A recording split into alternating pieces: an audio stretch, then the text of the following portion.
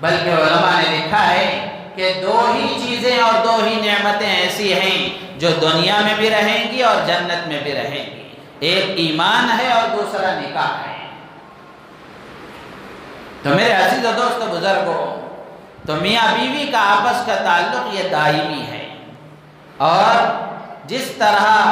یہ لباس انسان کے بدن کا ایک حصہ ہے، اسی طریقے سے میاں بیوی آپس میں ایک دوسرے کی زندگی کا ایک حصہ ہے۔ قرآن پاک میں اللہ تعالیٰ نے فرمایا وَخَلَقَ مِنْهَا زَوْجَهَا، اللہ نے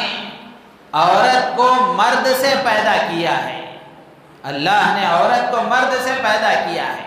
یعنی حضرت حوا علیہ السلام کو اللہ تعالیٰ نے حضرت آدم سے پیدا کیا ہے۔ تو گویا اس سے معلوم ہوا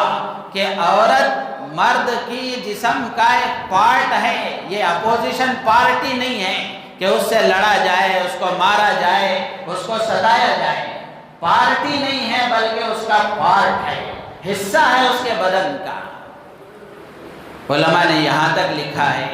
کہ اللہ تبارک و تعالیٰ نے حضرت حوا علیہ السلام کو حضرت آدم علیہ السلام کی بائیں پسلی سے پیدا فرمایا۔ بائیں پسلی دل کے قریب ہوتی ہے، چاہتے تو دائیں پسلی سے پیدا کر سکتے تھے۔ ہر چیز میں دائیں طرف کا جو حصہ ہوتا ہے وہ فضیلت والا ہوتا ہے، دائیں ہاتھ فضیلت والا ہے بائیں ہاتھ کے مقابلے میں، اچھے کاموں کے لیے دائیں ہاتھ کا استعمال ہوتا ہے، تو اس کا مطلب یہ ہے کہ یہ فضیلت والا ہے۔ تو اللہ چاہتے تو حضرت حوا کو دائیں طرف سے پیدا کر سکتے تھے،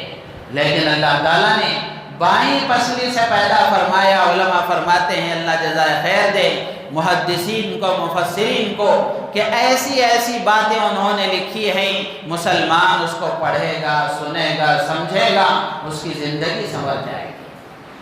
تو محدثین نے لکھا ہے کہ اللہ تبارک و تعالیٰ نے حضرت حوا علیہ السلام کو حضرت آدم کی بائیں پسلی سے پیدا فرمایا، اور بائیں پسلی دل کے قریب ہوتی ہے، تو گویا اللہ نے مرد کو اشارہ دیا ہے اس بات کا کہ تمہاری بیوی تمہارے دل کے قریب ہونی چاہیے،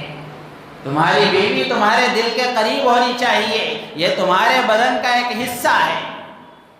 یہ تمہارے بدن کا ایک حصہ ہے، کوئی اپوزیشن پارٹی نہیں ہے بلکہ پارٹ ہے تمہارا۔